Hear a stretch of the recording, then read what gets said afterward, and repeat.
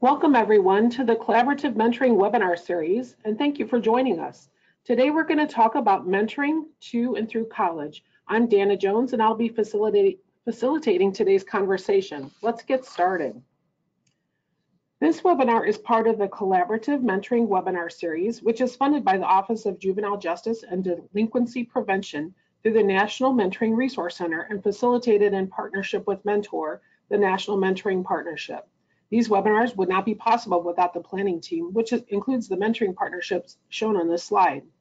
In addition to this webinar series, the NMRC provides resources for mentoring practitioners. At the end of the webinar, we'll provide more details about how you can access this free support.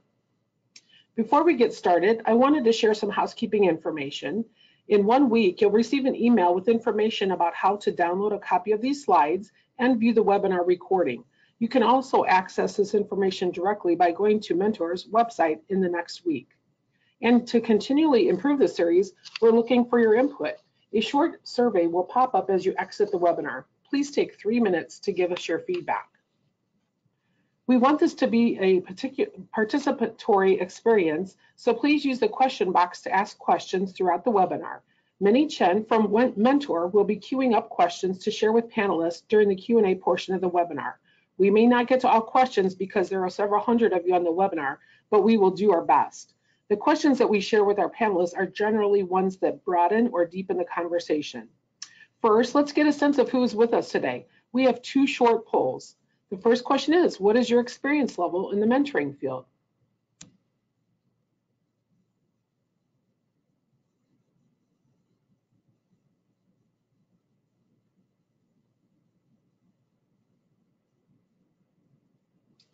All right, it looks like we have 50% that are experienced, so that's a good group of experienced mentoring folks, and then some beginners and a few experts out there, so that's good to know.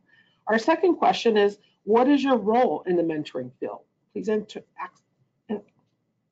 that question.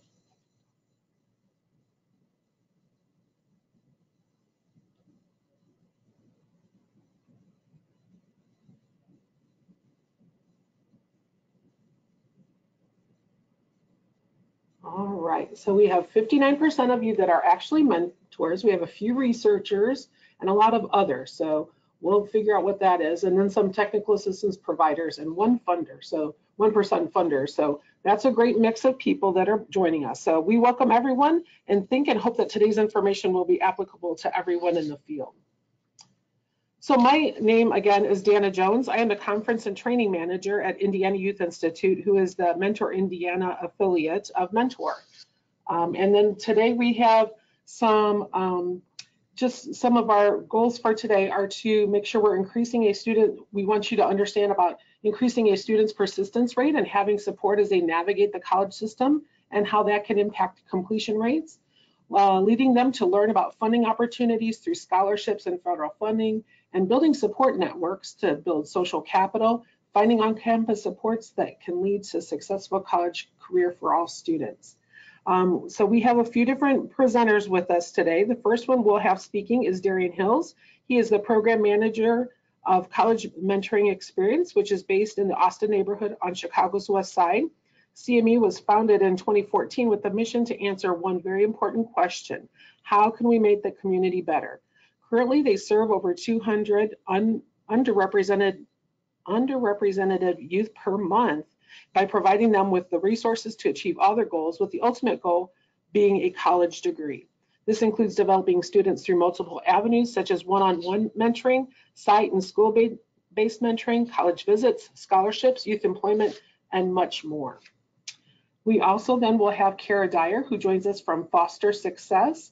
Besides her teaching experience, she has also presented the Education and Training Voucher Program to several agencies across Southern and Central Indiana, is now Director of Education Programs at Foster Success that works specifically with foster youth throughout the state of Indiana. And then we have a couple people from EY's College Map program. The first is Vijaya Ramesh, and she's a Recruiting Associate Director at EY based out of New Jersey. So she's going to speak about their MAP program and her mentoring experiences. as a College Map Persistence Director and mentor to our other speaker, who is Dania Espinal. And she is currently a college student at the College of New Jersey, and she is a College Map collegian. So she's going to be highlighting her experiences as a mentee and how being a collegian with EY's College Map program has impacted her college career so far, because she's still new at it. We're going to turn it on over now to Darion. Thank you so much. Great morning, everyone. Again, my name is Darion Hills. I'm the program manager for College Mentoring Experience. We're founded in 2014. We're a nonprofit mentoring organization based on the west side of Chicago, but we service the entire Chicagoland area. And our mission, part of our mission, is to get students to and through college and onto a successful career. We accomplish that by one-on-one mentoring, school-based mentoring, and site-based mentoring. And we know that a student, once they're supported, a student can definitely make a change in their lives. And once you impact the student, you can impact the family. And once the family is impacted, you can impact a community. And once the community is impacted, we can make change within the world. Next slide, please. So about CME, from the standpoint of our target audience, we focus on the sixth graders all the way through college students. And one of the main reasons we focus on sixth grade is to ensure that young people that might not have had any thought of attending college, that we can start that process early from a mental standpoint. We want to make sure that they can understand the value of college, understand the fact that not only are they able to get to college, but they can be supported through college as well. And this is a free service that's provided. We're a nonprofit, and that's one of the calling cards where we make sure that families understand that when a young person has the opportunity to receive mentorship, they will be more likely to be successful in anything that they want to accomplish. And again, our main focus is college. We do one-on-one mentorship where we pair youth with a mentor with a one-year commitment. We have school-based mentoring where we go into the schools, and we also have site-based mentoring where we host our mentoring sessions at a local community, one of our community partners' location. Again, the overarching goal is to ensure that young people are exposed to the knowledge that college is something that they need to have within their life. And again, we're here to support them through that. Next slide, please. The mentoring effect. As we all know, all of us on this call, we have been mentees at some point in our lives, and the bulk of us are mentors in our current spaces. And it's just something that we want to ensure that the young people can understand that having a mentor in your life will definitely give you the opportunity not only to be supported, but it gives you access to different networks that mentor has. The mentoring effect. We want to ensure that the young people understand our pillars, of experience, education, and exposure. And we ensure that the students are supported all the way through college. And one way that we help the young people on their mission to get through college is once they're paired with a mentor, we ensure that the mentors have constant communication with the young person, as well as with their family. And there are times where our mentors have actually gone to the young person's school to just give that additional support. And from a reporting standpoint, we use MentorCore and a proprietary CRM platform to ensure that all of the interactions between our mentors and mentees are logged, just to ensure that the integrity of what we're doing remains intact. We ensure that the students understand that it's nothing that's going to be accomplished overnight. You have to take the whole entire process of making sure that you get to college and through college. And with the overarching theme as well, you will graduate from college. And we also expose the families and the young people to understanding that there are a lot of supportive services around them. Not only are there school-based services, but there are services within the different communities that we need to ensure that they are exposed to and that they utilize. And again, from a mindset standpoint, we want to ensure that families understand that there's a new norm. We have some students that they might be first generation college students as they're making their way from middle school to high school and into college. We just want to, again, start that new trend. And one of the things within the Chicagoland area, the Chicago Public Schools has boasted, and hopefully we feel that we have an impact on that. There's been a 78% graduation rate over the past couple of years, and it's constantly going up. So that's one of the things that we want to make sure that as an organization, we have those individuals that are graduating at a higher rate have the opportunity and are supported to get to college.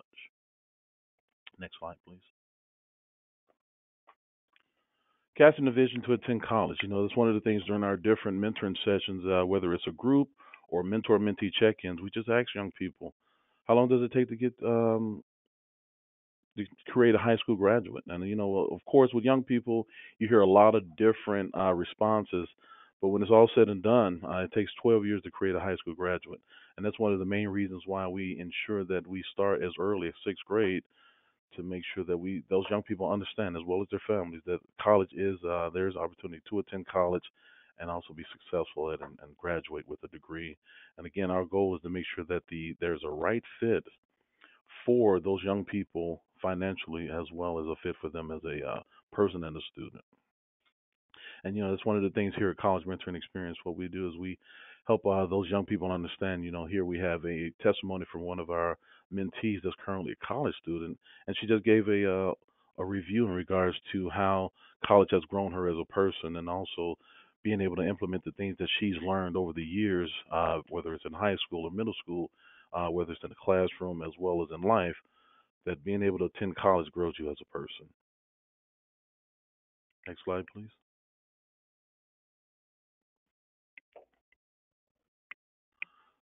So making sure that again that we ensure that the youth can understand that they can have access to college. We host 10 to 15 college visits per year. This provides the young people with the opportunity to see what it's like to actually step foot on a college campus. They get the overview, whether it's the presentations from the admissions office, whether it's interacting with current students. We ensure that they have that understanding that this is someplace that once you finish high school, that you will end up living here for the next 4 years, being able to accomplish that degree. We've had young people when we first meet them, they mention to us that there's no way that I'm going to college. I'm just trying to get through high school. But after being matched with a mentor and also being exposed to the services that college mentoring experience provides, they start understanding, they start seeing, they start knowing that the value in being able to gain an education and how valuable it is. One of the things that we make sure also takes place is as soon as the youth get on campus, the youth take the tour, and our staff is on our way to the admissions office to have conversations with the individuals that are responsible for the admissions, so that we can definitely work out a opportunity to be able to get our young people with access to that education at a affordable rate. The other things that we also ensure that young people are aware of, as well as their families, is the scholarship and financial aid opportunities. There's a lot of different elements out there that where young people can take advantage of, as well as their families, to understand that being college is expensive, and a lot of opportunities come about to where it doesn't have to always be out of pocket. We host an annual FAFSA workshop, and it provides families with the opportunity to come in and learn about the FAFSA process, as well as apply for their financial aid. We walk them right through it so that they'll get a full understanding of the financial commitment, if there's any, that needs to take place in order for those young people to get to college. Next slide, please. Some of the best practices that we've learned during our time with helping young people get to and through college. So a lot of it is about relationships with the different colleges and universities. Next year will be our first year, and we're excited about it. Our first graduating class since the inception of College Mentoring Experience. And these young people, they're definitely dynamic individuals. We currently have 23 college mentees that are currently with under the CME umbrella, College Mentoring Experience umbrella. And of those 23, we'll have 7 that'll be graduating. They're currently seniors. They'll be graduating in the year of 2020. We also make sure that we work with our community partners. We all know that relationships help everything move, not only move along further within the process, but also it gives that foundation to know that once the young person goes through the process, they have the opportunity to understand what it takes. You can do a lot of things by yourself, but you're a lot more successful with being able to work with others. And that's just something that we make sure that we instill within the young people that come through our program. We also make sure that they're aware of the different organizations that offer the financial support, whether it's a church organization, whether it's a private business, whether it's state and federal funding. we try to make sure that they understand the entire process uh, to have access to the financial aspect to finish college. And also, it's not all about the money. We ensure that the young people understand that while you might want to attend this university or college and they're offering a certain amount of financial support, is it the best fit for you and your family? Because at the end of the day, we don't want individuals just to get to college. We want them to get through college successfully. So we have to ensure that it's a good fit. Next slide, please. Every year, we're excited about our a fundraising gala that we host next year, May 18, 2020. We will host our annual fundraising gala, and during that, we also award scholarships. We also ensure that the young people understand it's just not money that's given, it's money that's earned, and they have to go through an entire vetting process in regards to ensure that they are providing their grades as well as other commitments within the scholarship process. We're proud to say over the past 4 years, we've awarded over $40,000 in scholarship funding for those young people within our program, and we're just looking forward to that to continue to grow. And I know as nonprofits, we're always looking for ways to identify um, funding opportunities. We look at different things. We have Giving Tuesday. We've had a campaign for that. We've had opportunity for the young people to get out and just solicit different supporters within their network. But ultimately, at the end of the day, we ensure that those young people are in position to get those scholarships, and we've been very successful at that.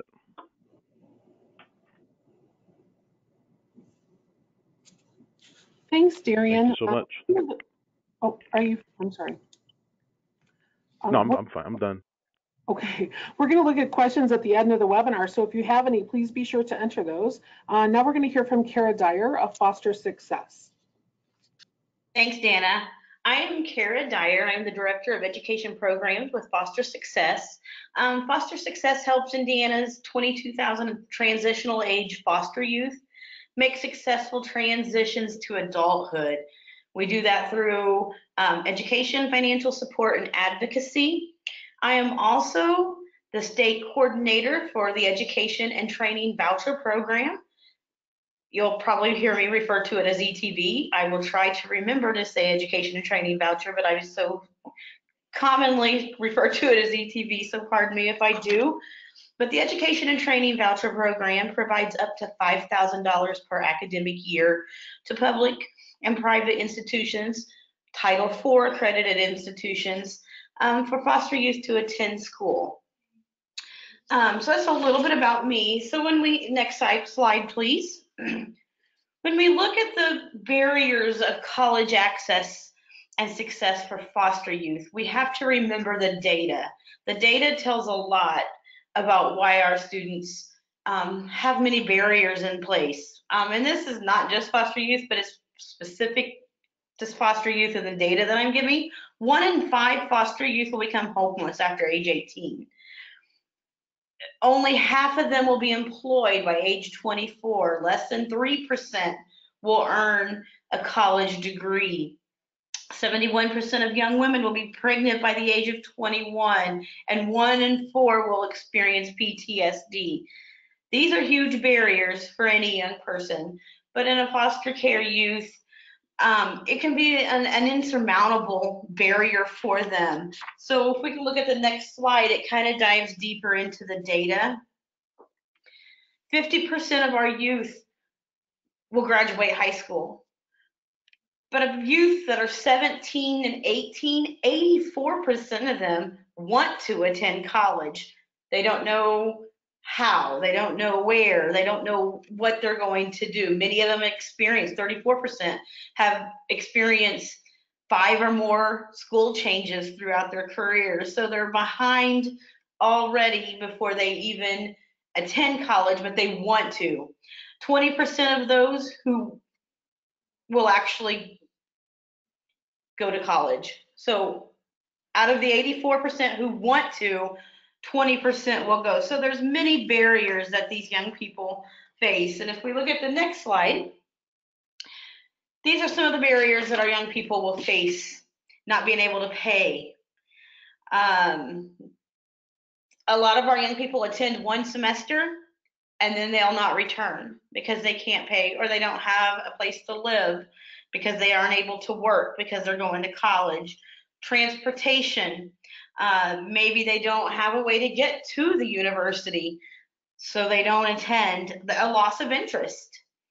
Academic issues with 5 or more school changes. Many of them come in with a lower GPA. Like I mentioned earlier, employment, also parenting and pregnancy, and lack of support. The lack of the support is what I really want to focus on for the rest of my my time remaining, because I want to talk about how we have seen this lack of support affect our young people that we work with. And if we look at the next slide, we have a roadmap of barriers that we've broken down. For freshmen, family separation. A lot of them, they're 18, they're going to college, they have access to family that they've not had access to in the past, and that can become a huge barrier to them. They're on their own. No one's telling them where to go, what to do. That's a big barrier. Money, lack of resources, and then the academic rigors of university. These are barriers that our freshmen face all the time. And this doesn't just apply to foster youth, but it's also youth in general. And then sophomores, we see their barriers here as life choices, motivation, the family connections come back. Maybe they have received their ETV, or education and training voucher money, or they're receiving their Pell Grant money, and their family connections are coming back. They're wanting money, and so that can be a barrier to them. Academic rigors again, work, and then at this time they begin to rethink their decision. Was college the best choice for me? Should have I attended college, or should I got a job and entered the workforce? And then if we look at their junior year, life distractions, career changes, they don't like what they're going into, but they've already completed, two years. They're in their junior year. This is when we most commonly see our youth want to change their choice of study. Lack of motivation, negative supported friends, and impatience. They want things now. And then in the senior year, I included self-sabotage. We had a young man who slept through an exam because he expected something to go wrong. And he knew something was going to go wrong, so he slept through an exam and failed a class because he just knew something was going to go wrong, and he was actually doing very well in the class. Life motivations, or life distractions, motivations, instant gratification, and again, family comes into play. So these are kind of the barriers, and so we began to look at ways that we could overcome these barriers for our young people. What could we do as an organization to help the young people that we work with that are going to college be best supported on that campus, so that these barriers, though they still may be there, they're not controlling their environment. So on the next slide, we have the 7 life domains. And so about 3 years ago, we began looking at these domains and how we could use them to help our young people. So we have education and training voucher specialists in the state of Indiana that cover different regions and the campuses on in that region. So what we do is we take this to our students, and they decide which is the best for them and which is the worst. Where are they having the most issues? And from there, we kind of structure our support that we offer our young people. Next slide. So the models of support that we have found that work really well is if we have Indiana University groups. We are all recommenders. All of our specialists are recommenders for Indiana University groups. We have found that if a student can get accepted into the Indiana University, they still face these barriers. But if we can get them into an intensive support program on their campus, they have more success. So if we can link them to the Indiana Group's program, they have more success. Also, Western Michigan University Fostering Success. All of our specialists have been trained in the Fostering Success model, coaching model. So we use that. And then, of course, we have TRIO, which again offers that intensive support on campus resource for our young people. We will take them to the TRIO offices on their campus so that they are building those supports and feeling like they know the person, because sometimes just going in not knowing anyone is not easy. Another thing that we do is education ambassadors. These are peer ambassadors that are on each campus. They are there to provide whatever the support may be. Any question that a new student coming in on campus, they can ask that peer ambassador, the education ambassador.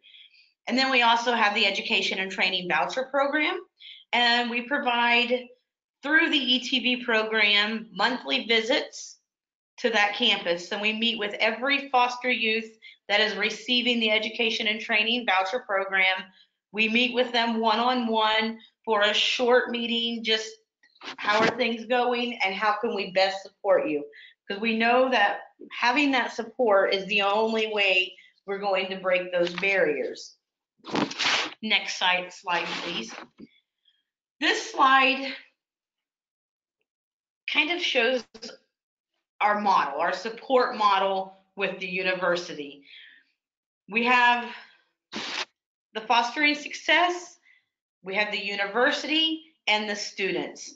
And we take that and we collaborate together to provide targeted resources for each foster, working together with our universities and with us and the student, that there's a team behind them, which the next slide kind of outlines the student's team. So we have the student's team right here in the middle. We have the student. They have their Department of Child Services collaborative care team that's there, that meets those important needs of housing, the important basic needs that they're going to need met. Then we have our ETV staff that comes in that supports them in that campus need. What do you need to be successful on your campus? And then the college team that supports their academics while they're on campus. And then our education ambassador, that peer support that they can go to. So this is kind of an overview of what we have seen works when supporting a student on campus. And our goals on the next slide, the common goals for the team, these are the things that we want to see. We want to see student retention and persistence. We have a very low persistence and retention rate right now, and we are working to increase that. And so we want to help them understand that financial aid process.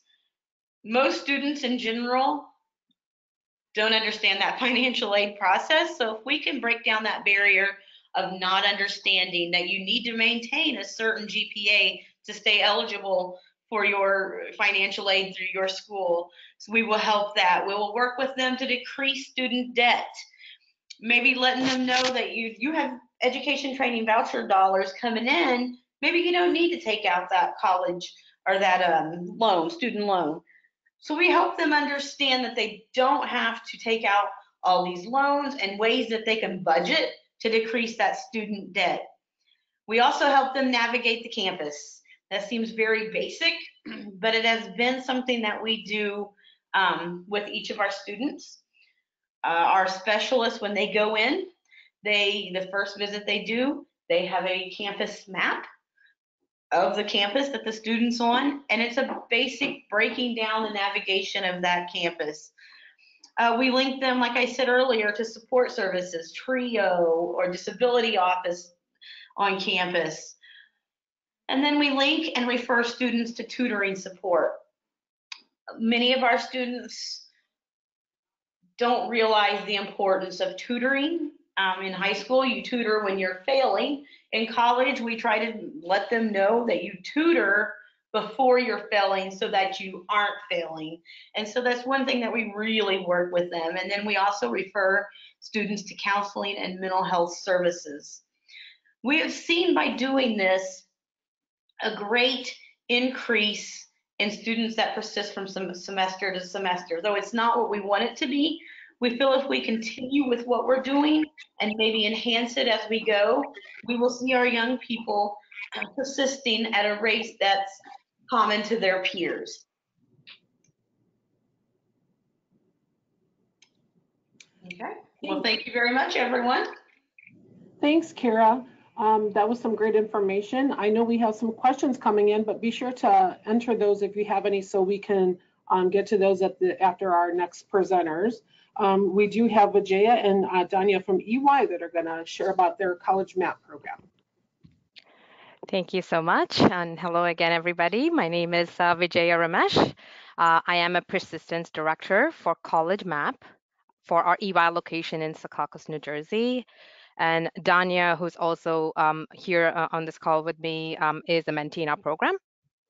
We are very, very excited to be here today to share our story and our ideas as we go along this journey. So College Map, again, we abbreviate a lot of things in EY, but College Map really stands for Mentoring for Access and Persistence. It is a national mentoring project, and it's EY's signature volunteering program in education. Our goal really is to support access to higher education for underserved youth and to develop future generations of talent. So EY volunteers demystify this entire college application process, the financial aid process for underserved high school students. After they graduate from high school, we continue to mentor them and help them achieve their dream of college via our persistence program. Can we move to the next slide, please? So today we're not able to play this video here, but we hope you can check it out when you have a moment. It is the story of Claire, who's a mentor, who's actually a colleague of mine, and a leader in our New York College Map program, and Louis, her mentee. So this video really resonated with me because sometimes you really don't understand the impact mentors have in the lives of the mentees, and actually vice versa as well, the impact of mentees on mentors. So as we celebrate our 10th year of College Map this year, the commitment of our EY mentors and the hard work of our mentees really has helped us made this program successful. Providing mentor support for underserved students is really the best way that we support the next generation and also the communities that we work and live in. Can we move to the next slide, please? So as this slide indicates, it's a pretty staggering statistic. Out of every 100 kids in high school in underserved areas, barely 10% graduate college, and I know the CME and Foster also have similar data. So there definitely is a case and for private sector mentoring, given this huge drop-off from high school to college. So in the US, we found that 65% of jobs are definitely going to require some kind of post-secondary education by 2020. So going to college is kind of very, very important to the success of this group.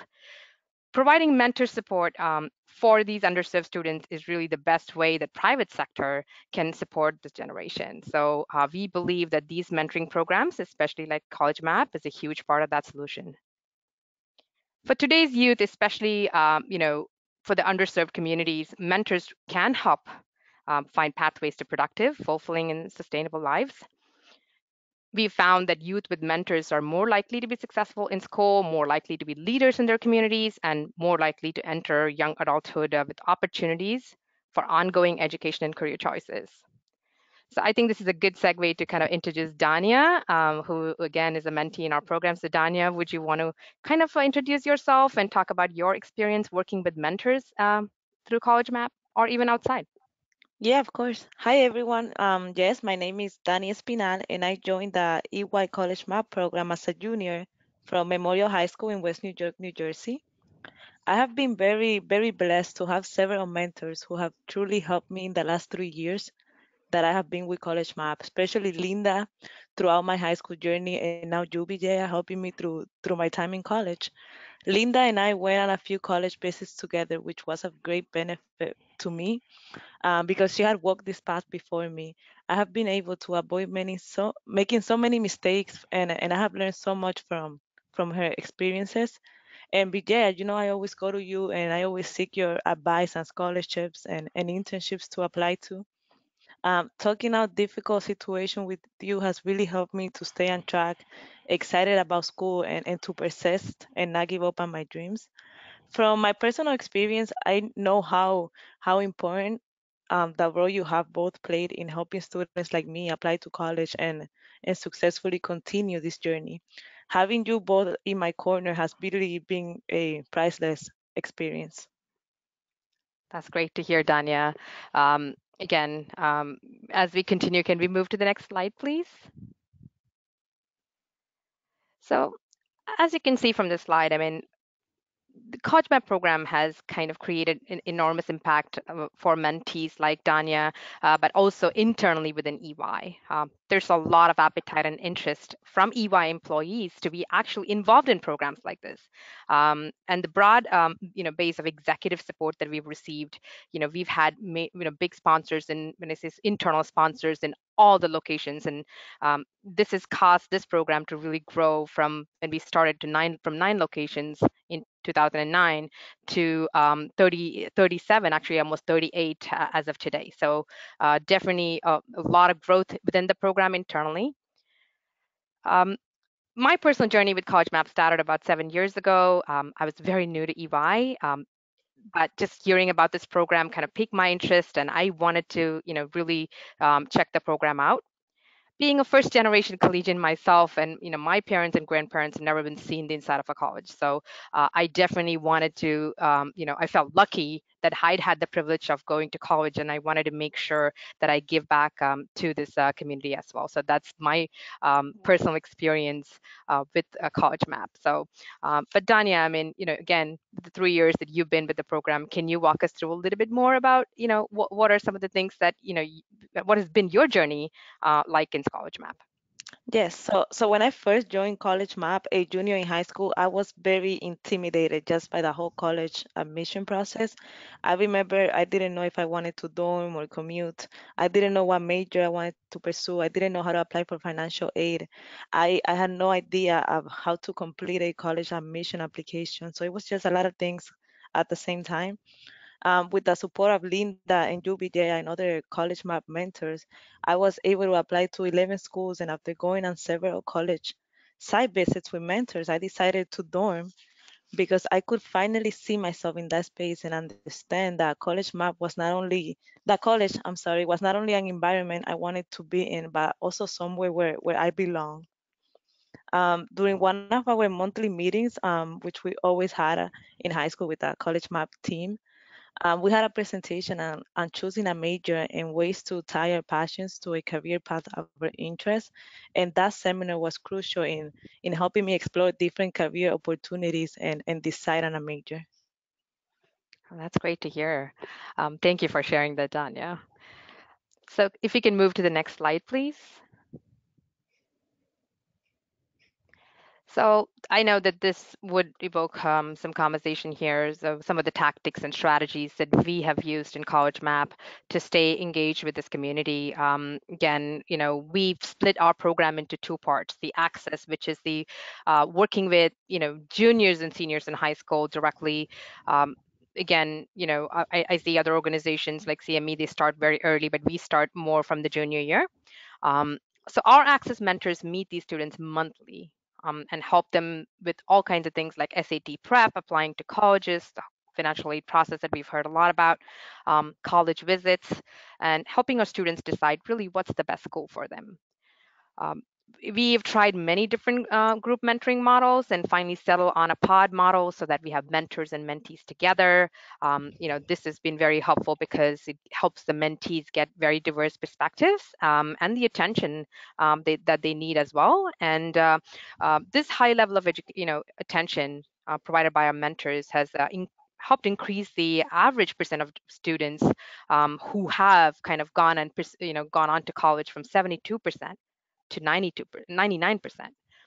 So our internal fundraising has also helped pay for a lot of the summer programs that we provide our scholars, so they can kind of experience, being away from home and learning more about the kind of environment that they want to study in. So on the persistent side, which I lead, it is a little bit more challenging to stay connected to our collegians because we don't have those monthly visits. It's not scheduled. So we try to bring value to the collegians in many ways. We organize, our national team organizes webinars on multiple topics. We organize events, which are both virtual and on-site as well. We provide stipends and year 2+ scholarships, so that again, we want to provide that what's in it for me kind of a solution to the collegian, so they can continue to stay engaged and persist, and if they need help they can always come to us. We've also leveraged the concept of group presidents for each group. That has helped us. So each of these group presidents will rally their own set of cohorts. We have 4 batches of collegians right now. So Dania is a group president for her group. This has been very, very helpful to kind of keep this group close. So, but Dania, I know we talked about webinars a bit. Would you mind sharing, what was your experience? Have the webinars been of any value to you? Yeah, I really love the webinars, and it's a great form of support. It really shows that the topics are always carefully selected to really resonate with collegians in all stages of their college journey, and they are truly timed to make the most impact. I remember that last semester we had one on studying abroad and how completing an academic semester in another country may open a world of opportunities and personal growth. And I remember after this webinar, I felt so encouraged to start a study abroad application and to look for ways to finance this educational experience. So these webinars just open new doors and new ideas that otherwise I may not consider. And where are you planning to go, Dania? If and is it this year or next year that you're planning to study abroad? For the spring semester, so next year. Oh, very good. I've never studied abroad, so definitely looking forward to hearing your experience. I'm excited. So in terms of, staying connected with the collegiate group, which I know you and I work very closely about, it's not easy to have this group engaged. How do you stay connected with this group? Yeah, so we have tried many different chat and social media platforms. However, as to right now, the one that has truly worked the best for my cohort has been the chat application GroupMe.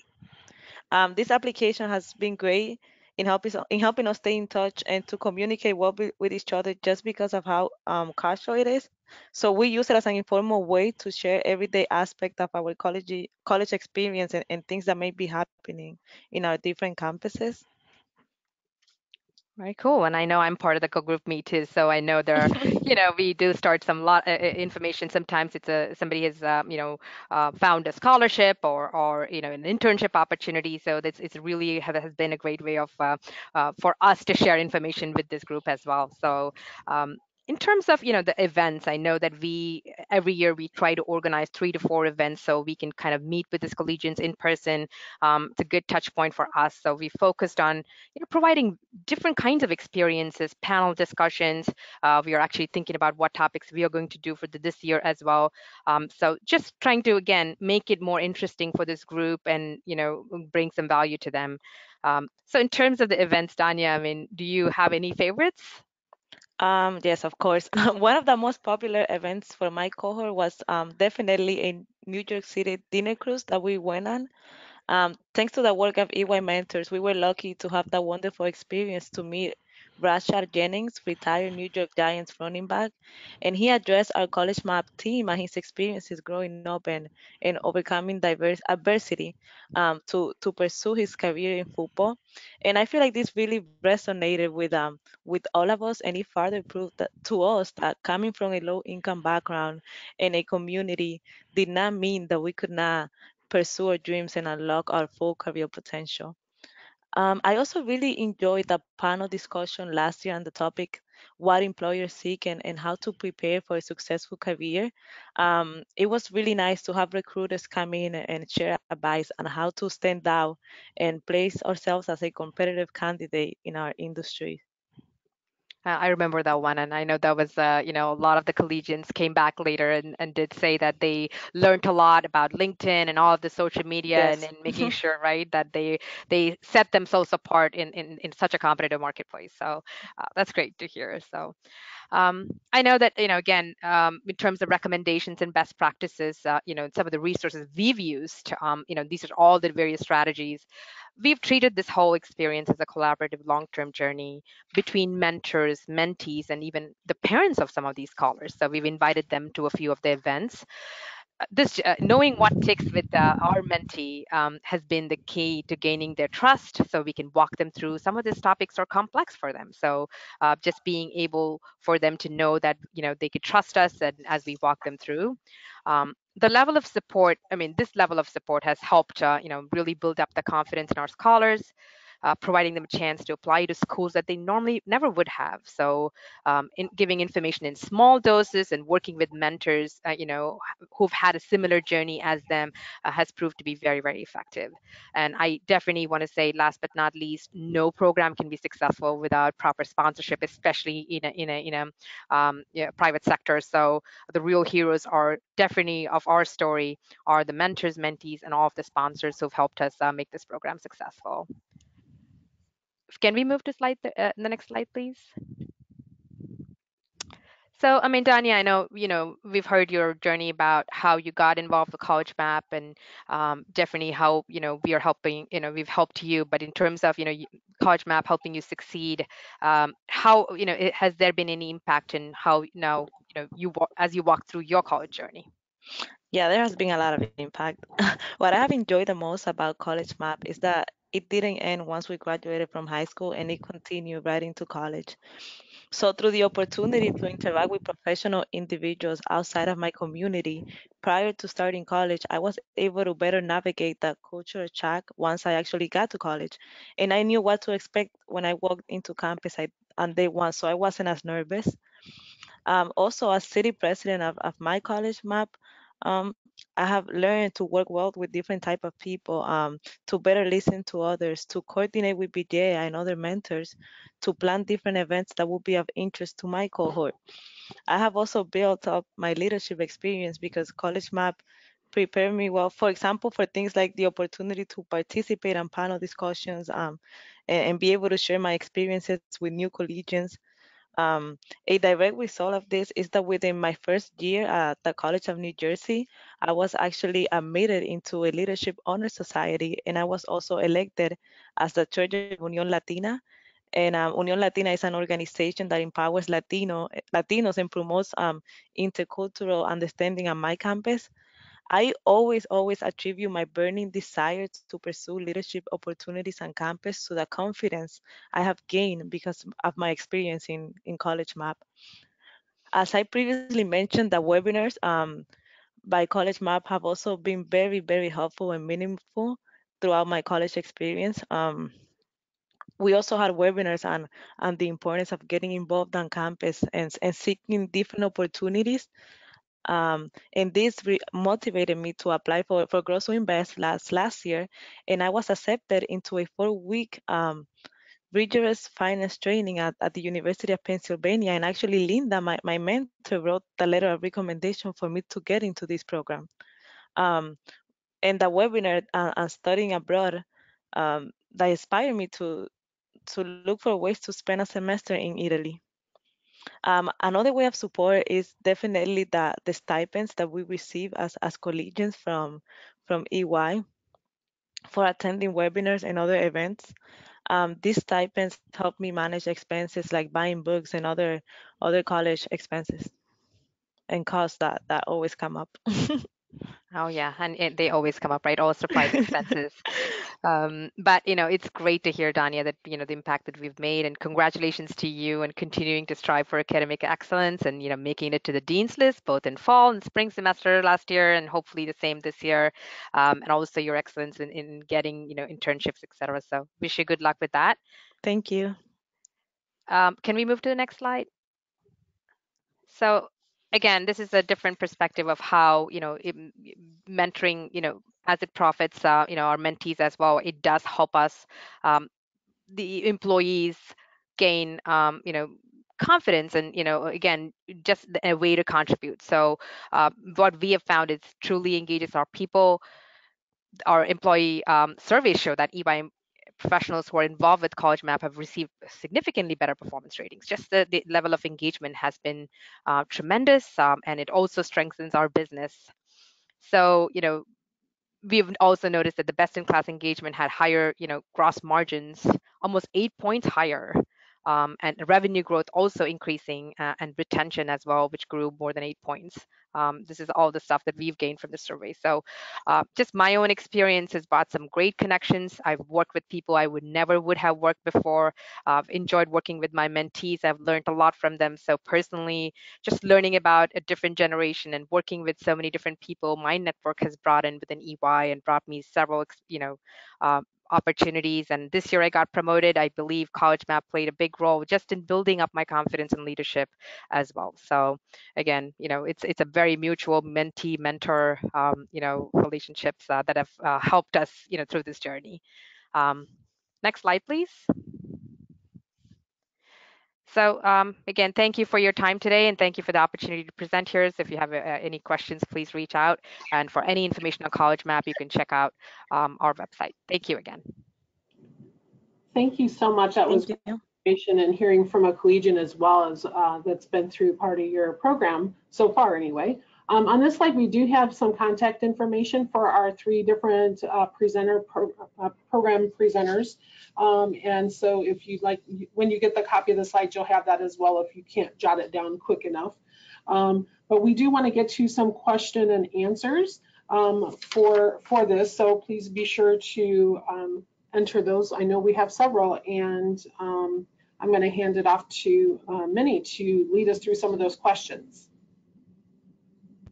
Great, thank you, Dana. Hi, everyone. This is Minnie from Mentor. I've been in the questions box, kind of going through some of the questions you've been asking. So we've gotten lots of great questions. So I do apologize in advance if we're not able to get to your question today, but definitely feel free to reach out to any of our presenters if you want to do more follow-up after this webinar today. So the first question, this will go to all of our panelists today that I've been seeing, is kind of around the question of how do you continue to engage students, especially in college, once their lives get busier or more complicated? In particular, what incentives do you provide, if any? And do you have any challenges with college level students not showing up in your program, just based on kind of as their lives get busier? So this can go for anyone. I'm happy to go first. Oh, sorry. Go ahead. Go ahead. No, you good. Go ahead. Okay, so I know we just covered this part in my, you have to give some kind of incentives for these collegians to stay engaged. So just like we talked about, we do the webinar series. If our students attend a certain number of webinars or attend our in-person events, they do get to apply for a stipend, but they need to keep a base level of GPA. So there's definitely some of these strategies, and we're trying to bring more content to them that's more relevant. I think that's the only way you're going to get this cohort to be engaged, because again, they're all doing different things. Some of them working many jobs while they go to school, college. You have to bring value at the end of the day. Otherwise, you're not going to see that level of engagement. I agree. And then one of the things that we've found to be successful is we've actually signed our college students up to be mentors. So the way that they were mentored through the process, we ensured that they were assigned a mentee to kind of really pretty much pour back into them, and also again incentivize it. Those that have earned these scholarships, they have to do X amount of hours of support hours within college mentoring experience, just to keep them engaged so that they don't forget about us, because life happens, and sometimes they'll just continue to move about if you don't keep them engaged. I agree as well. We do stipends for every monthly visit that they attend. They will get a stipend, and we also will take them to dinner. Generally, once, maybe every other month, we do dinners with our youth. Great, thank you all. And another question kind of for the whole group that I've seen a bit was about on the topic of kind of family engagement, and if you all had any thoughts or suggestions on how to include and encourage family members to participate in kind of the youth journey to college, and kind of what do you say is realistic as a realistic expectation for the mentee's parent involvement in this journey? How frequently does it make sense to require parental attendance or participation throughout the process? So if any of you have any thoughts about family or parental involvement. This is Darion again. One thing that we also ask the parents, they're part of the family as well. You know, the mentoring family. There are times we do quarterly check-ins, and one of the requirements is, as much as possible, when the students are home or anytime a break within their schedule, that they check in with us. And as one of the touch points will be parent, mentee, and mentor, just to keep that involvement. And there are times we also just have parent meetings to ensure that they're aware of everything that's going on with the organization, the initiatives that we have taking place, as well as we ask the parents to volunteer. That's one of the biggest things that helps us keep them engaged. And I can speak from the college map perspective. We've made it optional. It's hard to engage parents all the time, but we've felt a couple of places where we've been successful in bringing the parents in, especially when we were filling out the FAFSA applications. I think it's important. A lot of the underserved students, their parents do not know anything about the FAFSA or the process and what they need to go put in an application. So we've had sessions where we've invited both the parents and the scholars to sit down together to do the FAFSA. Recently, we also had our first batch of 6 collegians graduate, so we invited parents over for dinner and a celebratory event as well. So again, finding small opportunities where we can bring them in is great, but we haven't been able to do too much in that community. Maybe there's opportunity to continue to involve them to make our program even more successful. And we work with foster youth, so we have a different perspective as far as where the family is involved. But we do have the caseworkers that are involved, and we encourage them to stay involved with their applications, FAFSA application, their education and training voucher application, and we also invite them to some of our meetings that we have with the students. Thank you, everyone. I have a question for Darion about college mentoring experience. Could you talk more about audience member didn't know what Mentor Core was or the CRM that you use? And regarding Mentor Core, does that platform allow mentors themselves to log in their interactions with mentees? Yep, absolutely. Mentor Core is a great tool. What it does is once we set up the profiles, every interaction, whether it's a phone call, a text, a visit, or a outing that the mentor mentee have, one of the requirements is to ensure that they log every interaction, and at that point, it allows us to pull a report on that particular match just to see about check on the frequency. So when our match support specialists are reviewing their workload, they can quickly identify how many interactions that particular match has had, and it helps identify if there's any challenges that are taking place. And there have been opportunities that have come about to where some of the things that have been shared with the mentor, we can kind of follow up, whether it's needing assistance with tutoring in a particular class, or just some of the life challenges that our youth face. We can put some supportive services around them. And internally, we just kind of created a database that kind of mirrored some of the information that Mentor Core collects, but it's just more or less for us to kind of break it down a little bit more from a metrics and reporting standpoint. Great. Thank you, Darion. I have another question, I think more directed to Cara and Darion regarding your mentoring programs. Kind of how do you find mentors? Kind of what is your strategy around recruiting mentors for your programs and retention?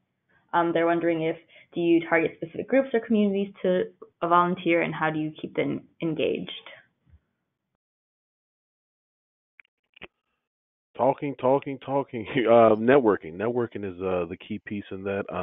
A lot of it, we've been fortunate to have great mentors join us by word of mouth. But most recently, we've partnered with different organizations, whether it's one of the local universities. They always have students that need to have some type of requirement from a time standpoint. So we've partnered with one of the local universities. Recently, we've partnered with one of the police organizations. The police here in Chicago, they're active from a standpoint of making sure that they wanted to give back. And a lot of times, the youth don't even realize that the mentors that they're involved in with our police officers. So just making sure that you're aligning yourselves with different organizations, and word of mouth goes a long way as well. But to continue that pipeline of quality mentors, just constant networking. I would agree with that. I don't have anything to add. Network, network, network. Okay, thank you both.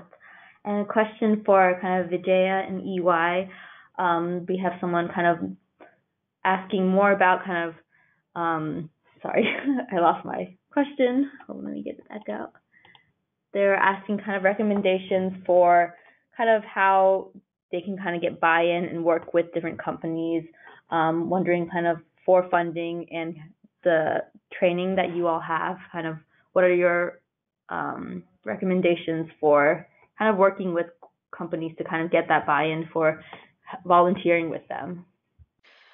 It's a great question. I mean, this has to come from top down and bottom up, right? So we've been very lucky because some of our, sponsors who are at a very senior levels within EY themselves came up this route. They've all had a very tough route in college. So this program kind of resonates with a lot of people within EY. So the sponsorship wise, I mean, it was not that challenging only due to the experiences of all of our employees and many of the key level sponsors. So we've raised a lot of money for College Map, both at the access levels of for scholars as well as for our collegians as well. So it really is a top-down play for most part in the sense that you need engaged senior level sponsors for the program to be really successful. Thank you. And we have a question for Dania, actually two different questions. What would your advice be for other mentoring programs and just mentors in general? And also, what would your advice be to new College Map students? For mentoring programs, it would definitely be to ask mentors to not be afraid to be a mentor. Because I know some mentors think that in order to be a mentor, you have to have some type of experience or you have to have some type of direct connection with the student. But a mentor can help in some by simply sharing things that he has been through, that he or her has been through in her life, and ways for the student to see different perspectives and seek different opportunities. And then for students entering college, my advice would be to not be afraid to seek help.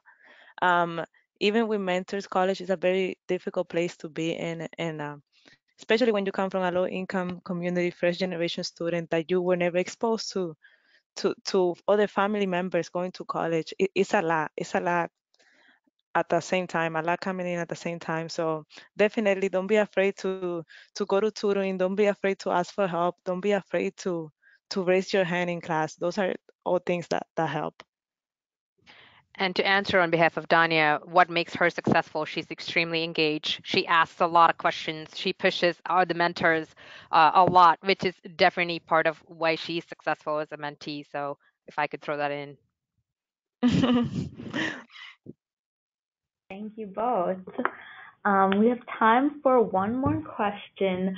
So this will also be asked to the group kind of around the topic of training. We have a lot of questions if you all had any examples of training or resources to share, as well as just kind of talking more about how do you develop your mentor training curriculum specifically around college and kind of preparing youth for college or in college. And on the flip side of that, Dania, if you could just speak on if there's any specific trainings that you have found really helpful in your experience of EY, if you could speak on that as well. And thank you all. Yeah, so for me, definitely things that help me with the the webinars themselves with different tools and different opportunities to seek for. And then while we were closing our high school stage, being able to go into the NY office and sit down for presentations and just different ways to apply for scholarships, different ways to achieve academic success. Those were all things that definitely aided in my success.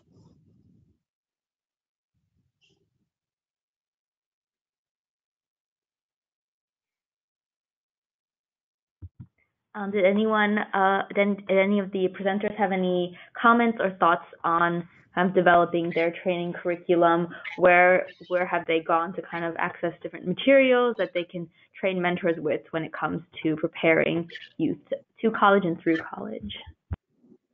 Yeah, we've worked with one of our. This is Darion with College Mentoring Experience. We work with one of our community partners that actually is a educator, and she has her own nonprofit organization where she basically creates different materials around a lot of the challenges or opportunities that young people encounter. And from there, I think the key thing that helped our part of our curriculum to be so successful is that it's coming from the perspective of someone that's been through the process, and they're not that far removed from it. So a lot of the things that the young people are encountering within the college ranks, it relates to her right away, and she can identify different thoughts and concepts around that to help the young people pretty much meet them where they're at.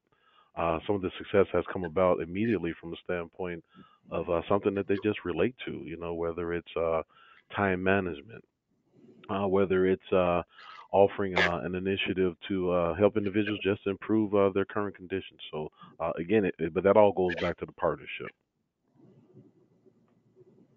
This is Cara at Foster Success. We have worked with Western Michigan University, their Fostering Success division, and they have a training that's the Foster Success coaching model. We are all, the EPD specialists are all level 2 trained, and we have used them also in a greater capacity to help develop our monthly visits with our students. And from a college map perspective, I can say that, having predictable, we've already planned the year out. Every visit, every meeting with our students is planned ahead. So that really helps keep to the curriculum, and each session planning what we are going to deliver helps the mentors stay organized and know what to expect coming up as well. So now that we are in the 10th year, we've kind of, gotten this into a really well-oiled machine in terms of setting the right expectations with our mentors and our mentees. Great, thank you all so much. So unfortunately, we don't have time for any more questions, but thank you everyone who wrote in a question.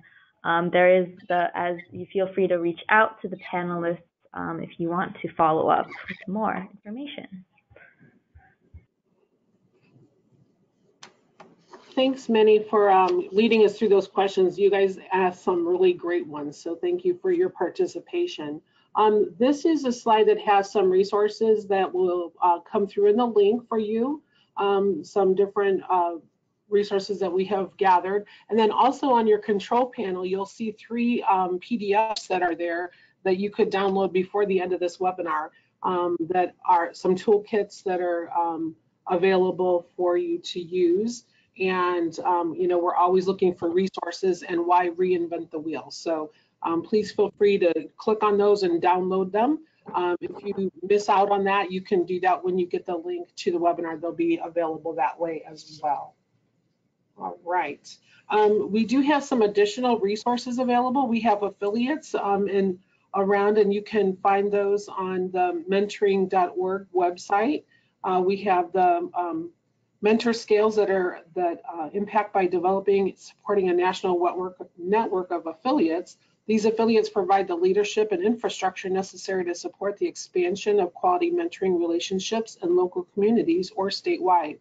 Mentor affiliates also serve a unique role as a clearinghouse for training, resources, public awareness, and advocacy. We encourage you to find out whether you have an affiliate in your region and connect with them to learn about local resources and training opportunities. Additionally, we encourage you to register your program with the Mentoring Connector, a national database of mentoring programs. This zip code searchable database allows mentors and mentees from across the country to find your program, and is connected to LinkedIn, NBA Cares, mentor.gov, and so many other avenues of free program promotion. Finally, check out the OJJDP National Mentoring Resource Center website for no-cost mentoring resources to help you apply evidence-based mentoring practices to your program. The OJJDP NMRC, oh boy, provides evidence reviews on mentoring models and mentoring for special populations, implementation resources from training manuals to mentor guides, reviewed by the NMRC Resource Board, a blog featuring innovations and best practices for mentoring practitioners, and opportunity to request no-cost training or technical assistance. So those are some really great resources. So just remember that after the webinar, please help us out by answering the survey questions. It just takes you a couple minutes to do that. And then 1 week after the webinar, all attendees will receive an email with a link to the Collaborative Mentoring Webinar Series webpage, where we will post the recordings, the slides, and those additional resources that I referred to. Also, don't forget, we want your feedback, so please answer the short survey to help us make this series even better. We review those quarterly, I know that. And so we also want you to stay connected. So there's a email there available that you can connect with us. You can, if you're on Twitter, you can tweet us at #mentoringwebinar and visit our webpage on the Mentor website to look for other webinars that we've done in the past. There's an archive of all the past webinars and information about upcoming ones. So we'll have a whole new year's worth up posted very soon. And then join us next month. Again, check back at that website and we'll let you know what the topics are coming up, and you can register early for those and get reminders about what's coming up. So thanks to everyone for joining us today. Please stay connected with us to learn about more webinars that we'll be hosting in the future. Thanks so much for participating today, everyone. Thank you.